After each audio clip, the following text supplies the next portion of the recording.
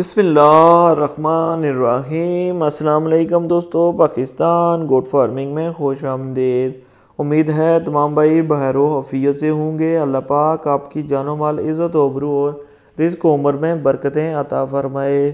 دوستو آج کا ہمارا موضوع جانوروں میں نسل کشی کے بعد جانوروں کا حمل نہ ٹھہرنا۔ امید ہے آپ کو یہ ویڈیو پسند آئے گی۔ ویڈیو پسند آئے تو لائک کیجیے گا، شیئر کیجیے گا اور دوستوں کے ساتھ ٹیگ کیجیے گا۔ اور اگر آپ نے ابھی تک ہمارا یوٹیوب چینل پاکستان گوٹ فارمنگ سبسکرائب نہیں کیا تو پلیز چینل کو سبسکرائب کریں اور ساتھ بیل آئیکن کو پریس کریں تاکہ ہر نئی آنے والی ویڈیو آپ کو سب سے پہلے اور بآسانی مل سکے۔ دوستو جانوروں میں نسل کشی کے بعد جانور کا حمل نہ ٹھہرنا۔ مینجمنٹ کے مسائل کی وجہ سے جانور کا صحیح طور پہ ہیٹ میں نہ ہونا، جانور کی ہیٹ کا مناسب وقت کا تعین نہ ہونا، جانور کی خوراک کا مناسب اور موزوں نہ ہونا، جانور کو منرلز کی کمی، مالیاتی مسائل، زیادہ سردی یا زیادہ گرمی، حبس، یہ بھی ابتدائی حمل پر اثر انداز ہوتے ہیں۔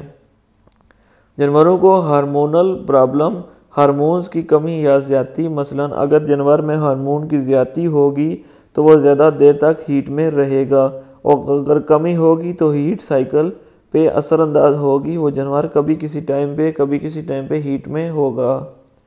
اگر مصنوعی نسل کشی سے کراس کرواتے ہیں اور بار بار جانور ریپیٹ ہو رہا ہے تو سیمن کا پرابلم بھی ہو سکتا ہے، اور اگر سانڈ سے بار بار ریپیٹ ہو رہی ہے تو سانڈ کا چیک اپ ضروری ہے، کہیں اس کے سپرمز کمزور یا مردہ تو نہیں۔ ان تمام مسائل سے پہلے جانور کے تولیدی نظام کو سمجھنا ضروری ہے۔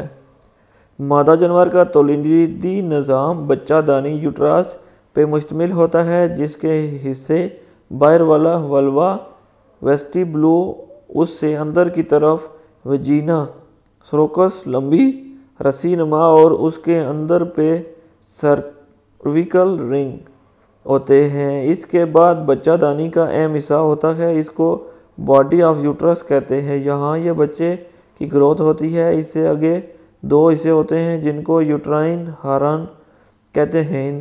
ان کے آخری لمبی دھاگا نما ٹیوب ہوتی ہے جس کو فلوپین ٹیوب کہتے ہیں۔ اس کے سرے پہ چھوٹے چھوٹے دانہ نما اور اووریز ہوتی ہیں جن سے بیضہ اووا نکلتا ہے، اور وہ بیضہ فلوپین ٹیوب میں آ جاتا ہے جہاں پہ سپرم سے اس کا ملاپ ہوتا ہے۔ اور اب موضوع پہ آتے ہیں۔ جانور مکمل صحت مند ہے، ہیٹ بھی صحیح ہے، صحیح وقت پہ کراس کروانے کے بعد بھی ہیٹ نہیں ٹھہر رہا تو اس کو کئی وجوہات ہوتی ہیں۔ بیضہ کو اخراج نہ ہونا، سپرمز کا کمزور ہونا، بیضہ کا عروی سے نکل کر فلوپین ٹیوب میں رک جانا جس کی وجہ فلوپین ٹیوب کی سوزش بھی ہو سکتی ہے۔ سپرمز کو ایگ یا بیضہ سے ملاپ کے لیے 6 گھنٹے درکار ہوتے ہیں، جس کے دوران سپرمز خود کو تیار کرتے ہیں۔ اگر ہیٹ پہ ٹائم نہ ملے تو ایگ پہلے نکل آئے تو سپرم سے ملاپ نہ ہوگا اور جانور نہیں ٹھہرے گا، اور اگر سپرمز کا بیضہ سے ملاپ بھی ہو بھی جائے لیکن بعض اوقات بیضہ بچہ دانی کی دیوار سے نہیں لگ سکتا اور باہر آ جاتا ہے اور جانور پھر ہیٹ میں آ جائے گا۔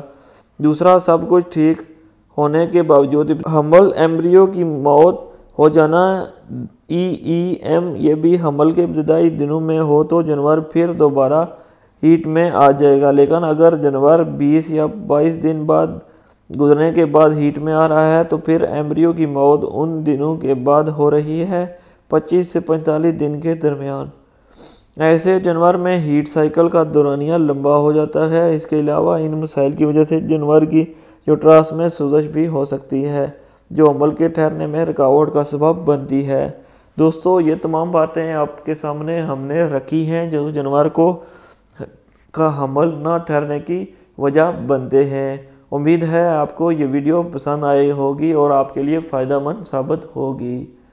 اپنے اور اپنے جانوروں کی حفاظت کیجیے گا، ویڈیو کو لائک اور شیئر کیجیے گا اور دوستوں کے ساتھ ٹیگ کیجیے گا، اور اگر آپ نے ابھی تک ہمارا یوٹیوب چینل پاکستان گوٹ فارمنگ سبسکرائب نہیں کیا تو پلیز چینل کو سبسکرائب کیجیے گا اور ساتھ بیل آئیکن پریس کیجیے گا تاکہ ہر نئی آنے والی ویڈیو آپ کو سب سے پہلے اور بآسانی مل سکیں۔